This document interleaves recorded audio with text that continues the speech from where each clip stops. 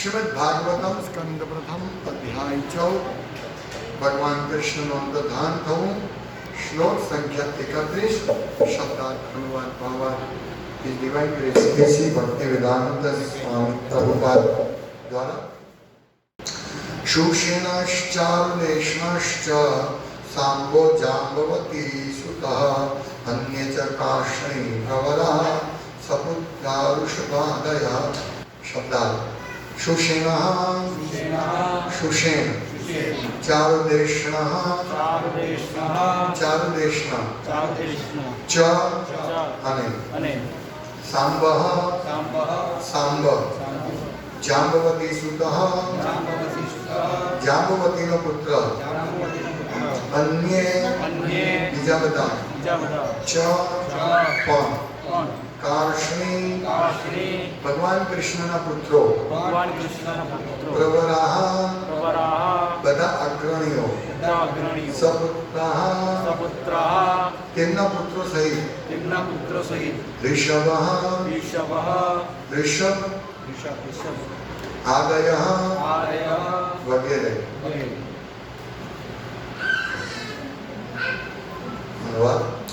सुषेण चारुदेष्ण जाम्बवती पुत्र सांब અને ઋષભ એ બધા કૃષ્ણના અગ્રણી પુત્રો પોતપોતાના પુત્રો સહિત ખુશી આનંદમાં તો છે ને. અગાઉ જણાવી દીધું છે તે પ્રમાણે ભગવાન કૃષ્ણ 16,108 રાણીઓને પરણ્યા હતા અને તે દરેકને 10 પુત્રો હતા. તેથી 16,108 ગુણ્યા 10 બરાબર 1,61,080 પુત્રો હતા. તે બધા મોટા થયા અને તે દરેકને પોતાના પિતાના જેટલા પુત્રો હતા અને સરવાળે ભગવાનનો પરિવાર 16,10,800 સભ્યોનો હતો. ભગવાન તો બધા જીવોના પિતા છે અને એ જીવો અસંખ્ય છે. તેથી પૃથ્વી પર દ્વારકાના સ્વામી તરીકેની તેમની દિવ્ય લીલાઓમાં સહભાગી થવા માટે તેમાંથી થોડાકને બોલાવવામાં આવ્યા છે. આટલા બધા સભ્યોના વિશાળ પરિવારને ભગવાન નિભાવતા હતા તેમાં કોઈ આશ્ચર્ય નથી.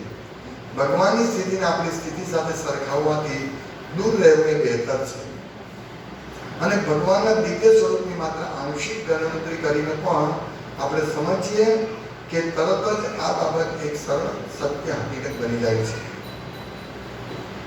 દ્વારકામાં રહેતા ભગવાનના પુત્રો અને પૌત્રોને ના સમાચાર પૂછતી વખતે મહારાજ યુધિષ્ઠિરે તેમનામાંથી માત્ર મુખ્ય હતા તેમનો ઉલ્લેખ કર્યો છે કારણ કે ભગવાનના પરિવારના બધા સભ્યોને નામ યાદ રાખવાનું તેમના માટે શક્ય નથી. હરે કૃષ્ણ કૃષ્ણ કૃષ્ણ હરે હરે હરે રામ રામ રામ હરે કૃષ્ણ.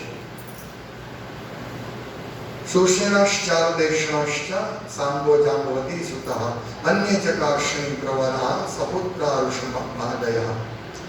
सुषेण चारुदेष्ण जाम्बवती पुत्र सांब અને ઋષભ એ બધા કૃષ્ણના અગ્રણી પુત્રો પોતપોતાના પુત્રો સહિત ખુશી આનંદમાં તો છે. યુધિષ્ઠિર મહારાજ અર્જુનને પૂછી રહ્યા છે ખબર અંતર કે બધા ખુશ તો છે ને, તો અહીંયા જે ઉલ્લેખ છે તે ભગવાન કૃષ્ણના પુત્ર અને પૌત્રનો વિશે ઉલ્લેખ છે. તો અહીંયા ભગવાનને 16,108 રાણી હતી. આનો ઉપરથી આપણે ભગવાન દિવ્ય સ્તર પર છે, ભગવાન અચિંત્ય છે એ આપણે સમજી શકીએ આ શ્લોક ઉપરથી. અહીંયા યુધિષ્ઠિર મહારાજ થોડાક કૃષ્ણના પુત્ર વિશે કહે છે. ચારુદેષ્ણ ઋષભ सांब. કારણ પ્રભાત લખે છે કે ભગવાનનો પરિવાર એટલો બધો મોટો હતો કે બધાના નામ યાદ રાખવા સંભવ શક્ય નહોતું. પ્રભાત લખે છે પરિવારના બધા સભ્યોના નામ યાદ રાખવાનું તેમના માટે અશક્ય હતું. વિચારો, આપણે ને હકીકત છે ઘણી વાર આપણે બધા ભક્તોનું નામ નથી યાદ રાખી શકતા. ઘણી વાર આવે છે ભૂલી ગયા. તો આ તો 16,108 પુત્રો અને દરેકને 10-10 પુત્રો. એટલે 16,10,800 પૌત્રો પ્લસ 1,61,080 પુત્રો. 16,10,800 પૌત્રો પ્લસ 1,61,080 પુત્રો અને પુત્રી જુદી. 16,108 પુત્રી. દરેક રાણીને એક એક પુત્રી હતી, બે બે ને એક એક. કૃષ્ણ નંદના એનું નામ. મહારાજે મારા મધરનું નામ આપ્યું કૃષ્ણ નંદના દેવીદાસ. તો અર્થ સમજાયો કે કૃષ્ણની એક પુત્રી હતી અને નામ કૃષ્ણ નંદના. પુત્રીનું નામ કૃષ્ણ નંદન અને કૃષ્ણ નંદના. તો આટલો વિશાળ પરિવાર, 16,108 રાણી એટલે કલ્પનાની બહારની વસ્તુ છે. આપણી ચિંતન શક્તિની બહાર. એ કેવી રીતે શક્ય બને? કેવી રીતે શક્ય બને? 16,108 પરિવાર રહેતા હતા ખાલી કૃષ્ણના મહેલમાં. જે બીજા તો જુદા, દ્વારકાવાસી બીજા જુદા. આ તો ખાલી કૃષ્ણના પરિવારની સંખ્યાની વાત છે. તો 16,108 ફેમિલી એટલે એક ફેમિલી જોઈએ તો 10 પુત્રો અને એમના 100 પૌત્રો, પછી બધાની પત્ની. કેટલું મોટું ફેમિલી થઈ જાય. ખાલી આપણે આની વાત કરીએ તો કૃષ્ણના પોતાનો ફેમિલી, કૃષ્ણ અને એમના પુત્રો, એ 16,108. એટલે લોકો વિચારે કે કેવી રીતે શક્ય બને? ક્યાં રહેતા હશે બધા? બધા જેમ કુવાનો દેડકો હોય તે શું વિચારે? કુવા વિશે જ વિચારે. એને કુવાની બહારની ખબર જ નહીં હોય, કારણ કે કુવામાં રહેતો હોય. એટલે જ્યારે પ્રભુપાદ ઉદાહરણ ઘણી વાર આપે છે કે સમુદ્રથી ફરીને એક દેડકો કુવામાં આવે છે, કે બીજા દેડકાને કહે છે અરે સમુદ્રનું તો પાણી વિશાળ જથ્થો છે. કે કેટલું વિશાળ હોય છે? કે આપણો આ કુવા જેટલું નાના, બહુ વિશાળ, 2 કુવા જેટલું, 5 કુવા જેટલું વિશાળ છે. એ કલ્પના નહીં કરી શકે, કારણ કે એને જોયું નથી. એવી જ રીતે આપણે શું વિચારીએ? હોય છે કે ભગવાને 10, 15, 20, 25 રાણી હોય. આટલી બધી કેવી રીતે હોઈ શકે? એટલે લોકો શું કહે માઇથોલોજી, મિથોલોજી, મિથ્યા છે આ બધું. આવું કેવી રીતે હોઈ શકે? એટલે જ્યારે 16,108 રાણી કહે છે ત્યારે કે આ રાણી નહીં, એ તો કંઈક બીજું હશે ભગવાન. કારણ કે લોકો સમજી જ નથી શકતા કે ભગવાન એટલે શું. ષડૈશ્વર્ય પૂર્ણ પુરુષોત્તમ પરમેશ્વર ભગવાન. ભગવાન શબ્દનો અર્થ જ એ છે કે સંપૂર્ણ બધા જ ઐશ્વર્ય જેમનામાં છે તે ભગવાન છે. એટલે ભક્તો અને અભક્તો વચ્ચે કેટલો મોટો ડિફરન્સ છે કે ભક્તોને માઇથોલોજી કહે. અને આપણે જોઈએ છે કે શ્રીમદ ભાગવતમ પરમ સત્યનું નિરૂપણ કરે છે અને એ કોઈ કાલ્પનિક વાત નથી. નહીંતર આપણે ભાગવતમ રોજ શા માટે ચર્ચા કરીએ? જો કલ્પના હોત તો. કલ્પના નથી. તેને બ્રહ્મ હૃદય આદિ કવયે, તેમને આદિ કવાય. ભગવાન બ્રહ્માને ભગવાને હૃદયમાં જ્ઞાન આપ્યું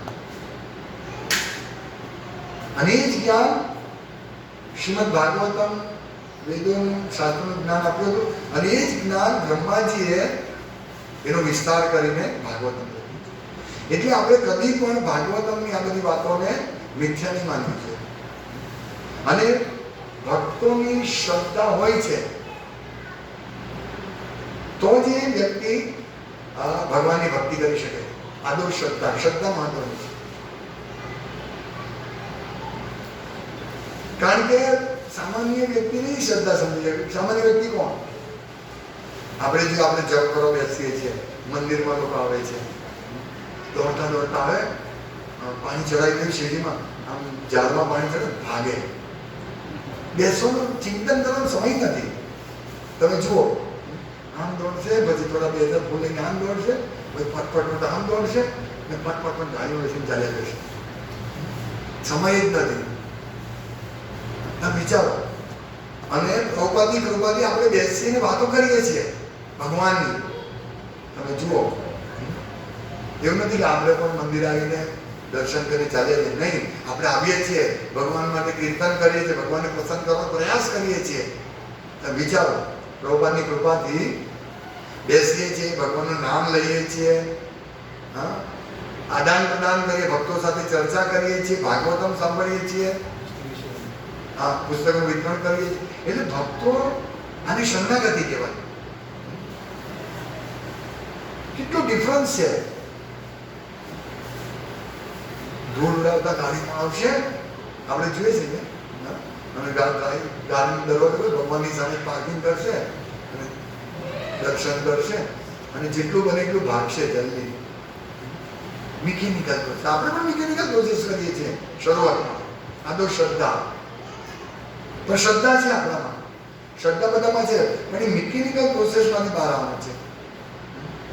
આપણે પણ અત્યારે મિકેનિકલ પ્રોસેસ કે ભાઈ ચાલો સવારે વહેલા ઉઠીને મંગળ આરતી કરવાની. હજુ આપણને નિષ્ઠા અને રુચિના લેવલ પર નથી આપણે આવ્યા. નિષ્ઠા એટલે એવું નથી કે બધા ભક્તોની વ્યાજ, નિષ્ઠા મીન્સ દ્રઢતા કે આ સેવા કરવી જ પડશે મારે, આના વગર નહીં ચાલશે, આ કાર્ય કરવું જ પડશે. નિષ્ઠા, જેમ આપણે બિઝનેસમાં નિષ્ઠા હોય ને, આ કાર્ય મારે કરવું જ પડશે. નિષ્ઠા એ નહીં ચાલશે. ઓ જઈશ, ઉઠાશે તો જઈશ, હા, સમય મળશે તો કરીશ, એ નહીં. આદો શ્રદ્ધા, શ્રદ્ધા જો હોય તો એને સંભાળીને, આદો શ્રદ્ધા તતો સાધુ સંગ અથો ભજન ક્રિયા. એટલે શ્રદ્ધાથી જો થોડી હોય ને એટલે ભગવાન સાધુ સંગ મોકલી આવે. સાધુ સંગ ભજન ક્રિયા શીખવે. મીન્સ શ્રદ્ધા મહત્વની છે, પણ એ શ્રદ્ધાનું કલ્ટિવેશન થવું જોઈએ.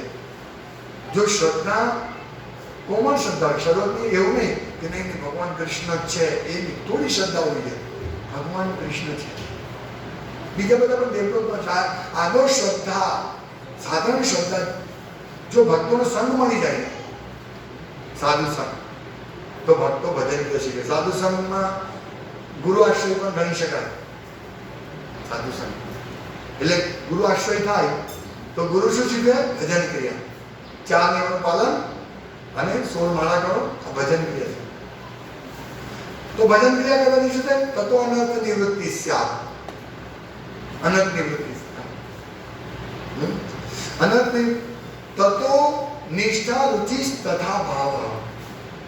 નિષ્ઠા, નિષ્ઠા મીન્સ જેમ જેમ આપણે અનર્થ, આપણે જેમ જેમ જપ કરીએ ને, હા, ગુરુના માર્ગદર્શન હેઠળ, તો આપણી નિષ્ઠા થાય. નહીં, મારે જવું જ પડશે, મારે સેવા કરવી જ પડશે, નહીં તો ચાલશે નહીં. સમજે? આ નિષ્ઠા કહેવાય. કેમ? અનર્થ નિવૃત્તિ જેમ જેમ, એવું નહીં સંપૂર્ણ અનર્થ નિવૃત્તિ નહીં થશે, ધીમે ધીમે ધીમે અનર્થ નિવૃત્તિ થશે, પણ નિષ્ઠાનું લેવલ જરૂરી છે. એટલે નિષ્ઠાના લેવલ પર આપણે આવ્યા ને એટલે કમિટમેન્ટ, મારે કરવું જ પડશે. ત્યાં સુધી શું છે? આપણે ધીમે ધીમે આપણે જઈએ તો પણ શું ને નહીં જઈએ તો પણ શું, આપણી કન્વિનિયન્સી પર આપણે છે. પણ નિષ્ઠા લેવલ કન્વિનિયન્સીનું નથી. મને ફાવે કે નહીં ફાવે, મારે જવાનું. એટલે આપણે આ લેવલ પર મારે આ સેવા કરવાની. એટલે નિષ્ઠા તત્વો નિષ્ઠા રુચિ તથા. પછી શું થાય? જો આપણે નિષ્ઠાથી કામ કરીએ ને એટલે રુચિ, રુચિ ટેસ્ટ મળે, ટેસ્ટ મળે. એટલે મંગળ આરતીમાં આવવાનો ટેસ્ટ મળે. ના ના, મારે જવાનું, નાચવાની ઈચ્છા થાય. પણ જ્યાં સુધી આપણે એ લેવલ પર નહીં પહોંચીએ ત્યાં સુધી આપણે જબરજસ્તીથી જવું પડે. પછી રુચિ, નિષ્ઠા રુચિ તથો ભાવ.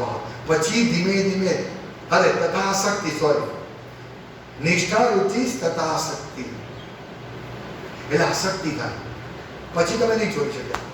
જેમ આપણે ફેમિલી લઈને બેઠા છીએ તો ફેમિલીમાં આસક્તિ છે એટલે આપણે કમાવા જઈએ છીએ, બધું કામ કરીએ, ગમે તે થાય, પણ આપણે આસક્તિ છે એટલે આપણે સાંજે ક્યાં જઈએ? આપણા ઘરે જ જઈએ. આસક્તિ. એવી જ રીતે ભગવાનમાં આસક્તિ થાય એટલે આપણે ક્યાં જઈએ? ભગવાનની સેવા કરવા જઈએ. અને આસક્તિ કરે એટલે આનંદ પણ આવે. જેમ ફેમિલી લાઈફ આપણે જીવે એટલે આપણે ઘરે સાંજે જઈએ તો આનંદ માટે જઈએ છીએ. તો આસક્તિ, નિષ્ઠા, રુચિ, ટેસ્ટ અને પછી આસક્તિ. પછી તમે નહીં છોડી શકો આસક્તિ. નિષ્ઠા રુચિ તથા આસક્તિ તતો ભાવ તતો પ્રેમના તત્વ પ્રેમ વ્યુદંચતિ. ભાવ એટલે આપણો રોડો બધા આપણે જે ગાય ને, યુગાયતમ નિમેષેણ ચક્ષુષા પ્રાવૃષાયતમ પુલકે નિશિતમ વપો કથા. એ ભગવાન નયનમ ગલગશુધાર્યા વદનમ ગદ્યદુદ્ય ગીરા પુલકે નિશિતમ વપો. ત્યારે મારું મોઢા ઉભા થઈ છે તમારું નામ ગ્રહણ કરતા. આ ભાવ ભાવ રિયલ અદ્ભુત, એ દિવ્ય આનંદ. ભાવ દિવ્ય આનંદ. આ ભાવ ભાવભ્યુદંચતિ, ભાવનો ઉદય થશે. આપણે જો શ્રદ્ધાથી ભાવ, સાધુ નામ તો ભાવ પ્રેમોભ્યુદંચતિ, ભાવ પછી પ્રેમ નો ઉદય થશે. તતો નિષ્ઠા રુચિ તથા શક્તિ તતો ભાવ પ્રેમોભ્યુદંચતિ. સાધકાનાયમ અયમ પ્રેમનો પ્રાદુર્ભાવે હવે ક્રમ. તો આ રીતે સાધક ધીમે ધીમે આગળ શ્રદ્ધાથી પ્રેમ સુધી ક્રમશઃ એનો વિકાસ થશે. તો આપણે કયા સ્ટેજ પર છે અત્યારે એ જોવાનું. આપણે અત્યારે કોઈ શ્રદ્ધાના લેવલ પર છે, શ્રદ્ધા, અને ધીમે ધીમે આવે, સાધુનો સંગ કરે. પછી જ્યારે આપણે ગુરુ મળે એટલે આપણે ભજન ક્રિયાના સ્તર પર આવે. ભજન ક્રિયાથી શરૂ થાય એટલે ગુરુ મહત્વના છે. તો ભજન કરીએ, જેમ કે હવે આપણે અત્યારે ભજન ક્રિયા અને અજ્ઞાન નિવૃત્તિ થાય, અને ઘણા ભક્તો નિષ્ઠાના લેવલ પર પહોંચે. પછી ઘણા ભક્તોને રુચિ મળે, ટેસ્ટ મળે. તો આપણે આ રીતે ધીમે ધીમે ધીમે ધીમે રાગોને તો ભક્તિ તરફ આવીએ, અને પછી ભાવ ભક્તિ, પ્રેમ ભક્તિ, આ ધીમે ધીમે થાય. તો મારો પોઈન્ટ શું હતો કે ભક્તો આ રીતે ધીમે ધીમે ધીમે આગળ વધી શકે ભક્તિમાં, ભગવાન તરફ, ભગવાનની સમજવા પ્રત્યે ધીમે ધીમે આગળ વધી શકે. પણ જે લોકો શ્રદ્ધાના લેવલ પર ટકી રહી આવ્યા, દર્શન કર્યા, શિવજી, સાંઈ બાબા, જેના પણ દર્શન થયા, ભાગો, જલ્દી ભાગો. ટાઈમ નથી, મરવાની ફુરસત નથી લોકોને. મરવાની ફુરસત નથી તો ભાગવતમ ક્યાંથી સાંભળવાનું? ભક્તોનો સંગ કેવી રીતે કરવાનો? જપ કેવી રીતે કરવાનો? ફુરસત નથી. તો આ જે ભક્તોના ભક્તો વચ્ચેનો ડિફરન્સ એટલા માટે ભક્તો સ્વીકારે, કારણ કે ભક્તોની શ્રદ્ધા, નિષ્ઠા એટલે કે ના ભગવાન સાચી વાત છે, આટલું મોટું ફેમિલી હશે. કારણ કે ભાગવતમાં કહ્યું છે, પ્રભુપાદે કહ્યું છે, આ શ્રદ્ધા, દ્રઢ શ્રદ્ધા. તો આ રીતે ધીમે ધીમે આપણે ભગવાન વિશે સ્મરણ, કીર્તન, ચિંતન કરવાથી આપણે બહુ ઝડપથી પ્રગતિ કરી શકીએ. અને બીજો પોઈન્ટ એ છે કે ભગવાનનું ખાલી આટલું નામ બેઠું, એમ આપણને પ્રશ્ન થાય કે ભગવાન તો મમેવાંશો જીવલોકે જીવભૂતા સના, બધા મારા અંશ છે. ભગવાન કે સનાતન અંશ છે મારા. તો અહીંયા પ્રભુપાદ લખે છે કે ભગવાન તો બધા જીવોના પિતા છે, અને જીવો અસંખ્ય છે, અસંખ્ય. તેથી પૃથ્વી પર દ્વારકાના સ્વામી તરીકેની તેમની દિવ્ય લીલાઓમાં સહભાગી થવા માટે તેમાંથી થોડાકને બોલાવવામાં આવ્યા હતા. થોડાકને બોલાવ્યા. અને લોકોને આશ્ચર્ય થાય કે આપણે 5 જણનું ફેમિલી ચલાવવું હોય તો પરસેવો નીકળી જાય. અને ભગવાન આનંદથી ચલાવતા હતા ફેમિલી, કોઈ અછત નહીં. કર્દમ મુનિ ભગવાનના ભક્ત હતા, તપ કરતા હતા. અને જ્યારે એમને તપ કર્યું, દેવહૂતિ માતાએ કહ્યું કે હવે તમારું વચન હતું મને પુત્ર આપવાનું, તો મને પુત્ર આપો. ત્યારે કર્દમ મુનિ એક મહેલનું નિર્માણ કરે છે, ઉડતા મહેલનું. આપણે વિમાન જોઈએ ને, ઘોર ઘોર ઘોર ઘોર ઘોર, વિમાન આવીને 2 મિનિટ પહેલા તો ભયંકર અવાજ શરૂ થઈ જાય, અને વિમાન જાય છે ભયંકર. પણ એ વિમાનમાં તો આમ સંકળાઈને બેસવાનું. પણ કર્દમ મુનિએ જે વિમાન બનાવેલું એ પોતે આશ્ચર્યચકિત થઈ ગયા. વિમાનમાં થાંભલા હતા, રત્નજડિત થાંભલાઓ, અને 7 માળનું વિમાન હતું. 7 માળ હતા, વિચારો. અને દરેકમાં રાજ રચેલું રૂમો હતા પાછા. એવું નહીં કે નાનું આપણે તો એક સીટમાં બેસવાનું, ઇકોનોમિક ક્લાસ વિમાનમાં આમ બેસવાનું, કઈ આમ આરામથી નથી બેસવાનું. બાજુનો હાથ લાગે તો આમ કરવું, ભાઈ મને હાથ મૂકવાનું. આવું વિમાન સામાન 15 કિલો લઈ જવાનું. અરે અહીંયા તો જે વર્ણન છે આપણે આશ્ચર્યચકિત થઈ જાય. ઇવન કર્દમ મુનિ આશ્ચર્યચકિત થઈ ગયા. અને દિવાલો જે હતી એમાં હીરાઓ જડેલા હતા. એટલે આંખો જાણે દિવાલની આંખો એવું લાગતું હતું. આ બધું આ માર્બલ છે, પથ્થર સિમેન્ટનું આપણું ફ્લોર. એ તો ફ્લોર પરવાળાનું, એ તો આપણે જોયા બી નહીં એવું ફ્લોર. આ તો હું વાત કરું છું કર્દમ મુનિએ પોતાની તપના પરિણામે જે ઉત્પન્ન કરતી વિમાનની વાત કરું, 7 માળનું. અને એનું મોતી અને બધા સુગંધિત ફૂલો શણગારેલા હતા. તમે વિચારો. તો આ તો એક ઋષિ જે યોગી હતા અને એમના યોગ ફળથી, યોગ સિદ્ધિથી આ મળ્યું. તો ભગવાન વિશે આપણે કલ્પના નહીં કરી શકીએ. ભગવાન તો યોગેશ્વર છે, તો એમના મહેલની કેવી કલ્પના થાય? વિચારો. એનું વર્ણન છે શ્રીમદ ભાગવતમ. એમના પુત્રો પૌત્રો કઈ રીતે આપણે સમજી શકીએ? અને બધા મજામાં હતા, બધા મજામાં હતા, બહુ આનંદથી રહેતા હતા. હવે અહીંયા પ્રભુ લખે છે કે થોડાકને બોલાવવામાં આવ્યા હતા. તો આપણે પણ રાહ જોઈએ આપણને ક્યારે બોલાવે, ક્યારે બોલાવશે ભગવાન. યોગ્યતા મેળવે, યોગ્યતા વિચારે કિછું નહીં પારે તો મારા કરુણા સાથ. આપણી યોગ્ય નથી, પણ ગુરુની કરુણાથી યોગ્યતા વિચારે કિછું નહીં પાય. આપણામાં કશું જ નથી, કોઈ યોગ્યતા નથી. આપણે જે અત્યારે ભક્તિ કરીએ છીએ તો મારા કરુણા સાથ, ગુરુદેવની કરુણાથી આપણે ભક્તિ કરીએ છીએ. આપણે એમ નહીં કહીએ જો હું રોજ મંગળ આરતીમાં આવું છું, હા હું રોજ ભાગવતમ રોજ 16 માળા કરું છું. નહીં, તો મારા કરુણા સાથ. ભગવાન તમારા શુદ્ધ ભક્ત, મારા ગુરુની કૃપાથી હું આ કંઈક કરી રહ્યો છું, સેવા કરી રહ્યો છું.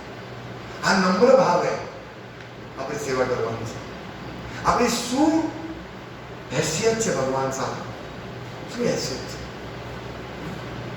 એટલે આ સમજવાનું છે આપણે. હાથ જોડીને ભગવાન, હું તો ઇન્દ્રિય કામેર દાસ, અમે કામેર દાસ, કામનો દાસ છું. શું સમજી શકીએ ભગવાનની લીલા? ગોપીનાથ મમ નિવેદન સુનો વિષય દુર્જન સદા કામ રત કિછું નહીં મોર ગુણ. આ ભક્તોની વિનમ્રતા ભક્તિ વિનોદ ઠાકોર મહારાજ ગાય છે. ગોપીનાથને પ્રાર્થના કરી ભગવાનને. એટલે આપણે હંમેશા જમીન પર રહેવાનું. ભગવાનનો ઈશ્વર્ય જોઈને જો ભગવાન પાસે જવું હોય તો આપણે જમીન ઉપર રહેવું પડે, નમ્રતાપૂર્વક. વિષય દુર્જન સદા કામ રત કિછું નહીં મોર ગુણ. મને કોઈ ગુણ નથી મારામાં. આ તો ઠીક છે, ફોર્સફુલી જાઉં છું, ભક્તિ કરી રહ્યો છું મારા ગુરુની કૃપાથી. બાકી હું તો કામનો દાસ છું. આખો દિવસ આ ભોગવવું, પેલું ભોગવવું, બસ મારું આ જ કાર્ય છે. આ આપણો ભાવ, ભક્તનો મનોભાવ હોવો જોઈએ. શ્રી કૃષ્ણ ચૈતન્ય પ્રભુ દયા કરો મોરે, તોમા વિના કે દયાલુ જગત સંસારે. પતિત પાવન હેતુ તવય અવતાર, મોસમ પતિત પ્રભુ ના પાઈ ગયા. હે ભગવાન ચૈતન્ય મહાપ્રભુ, તમે પતિતોનો ઉદ્ધાર કરવા આવ્યા છો, તો મારાથી પતિત કોઈ નથી. આ ભાવથી તો આપણે ભક્તિ કરીશું. ત્રણાદપી સુનિચેત કરોડપી સહિષ્ણુ. આ ભાવ શીખવાનો જ આપણે.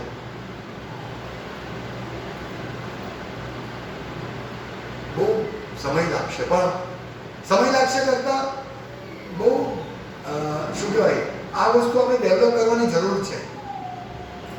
પ્રેરણા આપીશું છે ત્યારે આપણા વિશાળ ભગવાનના વિશાળ ફેમિલીમાં આપણે જઈ શકીશું. વિચાર તો ખરા, એક રાણીના 10 પુત્રો, એના 100 પુત્રો, બધા નામ કે રીતે આપણને યાદ રહે? એવી તો છોડે જાય છે. બધાને ભગવાનના ફેમિલીમાં જોડાવવું છે, પણ યોગ્યતા જોઈએ ને. બધાનો શ્રીમંતના ઘરમાં કેવી રીતે જન્મ થાય? આપણે કે જો આ કેટલું સુખી છે, જો એને શ્રીમંતના ઘરમાં જન્મ મળ્યો, હું તો ગરીબ ઘરમાં, મારે કંઈ પણ કરવું હોય તો પૈસા કોઈની પાસે માંગવા પડે. એ બધું આનો કેટલો સરસ જન્મ થયો. એને એવા કાર્યો કર્યા છે. આપણે કદી પણ એવું નહીં વિચારવું છે તમને તો બધી ફેસિલિટી મળે છે, તમે તો આવી શકો છો, મને નથી ફેસિલિટી, એવું નહીં વિચારવું છે. એને મહેનત કરી છે, એને એવું કાર્ય કર્યું છે કે જેથી એને શ્રીમંત ઘરમાં જન્મ મળ્યો. શ્રીમંતામ શુચિનામ જે યોગ ભ્રષ્ટો વિચાર કે શ્રીમંતના ઘરમાં, સુખી ઘરમાં એને જન્મ મળ્યો છે, બ્રાહ્મણના ઘરમાં જન્મ મળ્યો છે, કારણ કે એવું કાર્ય કર્યું છે. તો આપણે પણ જો એ ભક્તિ કરીશું તો આપણે પણ આ 16,108 16 કરોડ ભગવાનના પરિવારમાં, પર્સનલ પરિવારમાં આપણે જોડાઈશું. અહીંયા લખ્યું છે, પ્રભુપાદ લખે છે કે ભગવાનના બધા અંશ છે, પણ ભગવાનને પર્સનલ એસોસિએશનમાં કોણ બોલાવે છે? કોને કોને બોલાવે છે? એટલે આપણે યોગ્ય થવું પડશે, અને યોગ્ય થવા માટે આપણે જમીન પર રહેવું પડશે. પ્રણામ આપીશું નીચે, તો આપણે પરિવારના સભ્ય દઈશું. ખૂબ સેવા કરો, ખૂબ ભગવાનની ભક્તિ કરો, પણ ભાવ નમ્રતાનો ડેવલપ કરવો છે. અઘરું છે, બોલવું સહેલું છે, પણ અમલમાં લાવવું અઘરું છે. એટલા માટે આપણે વાસણ ઘસવાની સેવા છે, મિનિયલ સેવા, પોતું મારવાની સેવા, આ બધી કરવાની રેગ્યુલર. ભરતચંદ્ર બધાને આ સેવા સોંપવાની, બધા લીડર એક ખરેખર. તો એમ નહીં કે ભાઈ આ બધા નવા ભગવાન બધા મને પણ લગાવ્યો છે, તો જ આપણું કલ્યાણ થશે. વાસણ સફાઈ, બધી જ સેવા લાગી જ જવાનું. તો આપણે કૃષ્ણના ફેમિલીમાં જઈશું. જવું છે ને બધા? કોને નથી જવું? કોણ નહીં જવાનું? કોઈ કરોડપતિ આવીને કે ભાઈ મારું બહુ મોટું ઘર છે, આવો નહીં ભાઈ મારી સાથે. યસ યસ, તમે તૈયાર છીએ, પણ શરત છે, શરત છે 16 માળા કરવાની રોજ, રોજ વહેલા ઉઠવાનું, રોજ ભગવદ્ ગીતા વાંચવાનું, રોજ ભાગવતમ વાંચવાનું, રોજ સેવા કરવાની. એ આપણું છે. કંઈક ટૂંકો રસ્તો બતાવો નહીં. ચૈતન્ય મહાપ્રભુએ ટૂંકામાં ટૂંકો રસ્તો બતાવ્યો, શોર્ટેસ્ટ શોર્ટકટ. હરિનામ હરિનામ હરિનામ એ કલોક નાસ્તે નાસ્તે, હરિનામ માત્ર એકમાત્ર ઉપાય. ઠીક છે, આપણે હરિનામ કરીશું, રોજ 16 માળા ઘરે બેસીને કરીશું. ના, એનો પણ પ્રભુપાદ ના પાડે છે, ભગવાન ના પાડે છે. અર્જુન એવું જ કહેવા માંગતો હતો, ભગવાન મારે યુદ્ધ નથી કરવું, હું જંગલમાં ચાલ્યો જઈશ. એટલે નવોદિત ભક્તો શું કરે ખબર? આ બધી સેવા, આ વેલા ઉઠવાને બધું નહીં નહીં, હું 16 માળા કરીશ, બધું જોડી દઉં, બધું જોડી 16 માળા કરીશ. નહીં, 16 માળા સાથે સેવા. એટલે આ બધું આખું પેકેજ કરવું પડે. સેવા કે સાધના અને ભક્તોનો સંગ, તો જઈને આપણે લાયક બનીએ ભક્તિ કરવા માટે લાયક. અને પછી ધીમે ધીમે ભાવ પ્રેમો વિદંચતી સાધકા નામ એમ પ્રેમનો પ્રાદુર્ભાવે પ્રાદુર્ભાવ ક્રમશઃ ધીમે ધીમે, અને પછી આપણે એક દિવસ કૃષ્ણનો પ્રેમી હોઈશું. પ્રભુપાદ કે બધાની ઈચ્છા છે, ડિઝાયર, યસ કૃષ્ણનો ફેમિલીમાં આવવું છે, બટ શું છે? First you deserve then desire. Deserve means પહેલા યોગ્ય બનો અને પછી ઈચ્છા કરો. અથવા ઈચ્છા કરો તો ઈચ્છાને પૂરી કરવા માટે યોગ્ય બનો. એટલે આપણે બધાની ઈચ્છા છે બેક ટુ ગોડ યસ, પણ એની પાછળ બહુ મોટું કામ કરવું પડશે. વિમાનમાં જવું હોય હા તો ટિકિટ લેવી પડે ને. કેટલી અમેરિકા જવું હોય તો બાય રોડ પણ જઈ શકાય. પાસપોર્ટ કેટલી મહેનત કરવી પડે ને, કેટલી લાઈન બોમ્બે કેટલા જવું પડે, ગ્રીન કાર્ડ વિઝા તે કરવા કેટલી મહેનત છે. લોકો એ મહેનત કરવા તૈયાર છે, પણ આ આનંદ એ કષ્ટપ્રદ મહેનત, પણ આપણે કૃષ્ણ ભક્તિમાં આનંદપૂર્ણ મહેનત છે. આનંદ આવે, મહેનત કરવામાં પણ આનંદ આવે, કુકિંગ કરવામાં આનંદ આવે, હાર બનાવવામાં આનંદ, ભગવાનની સેવા કરવામાં આનંદ આવે, આનંદપૂર્ણ સેવા. હરે કૃષ્ણ. શીલ પ્રભુપાદ કી જય. પૂર્ણ પુરુષોત્તમ પરમેશ્વર ભગવાન શ્રી કૃષ્ણ પરિવાર કી જય.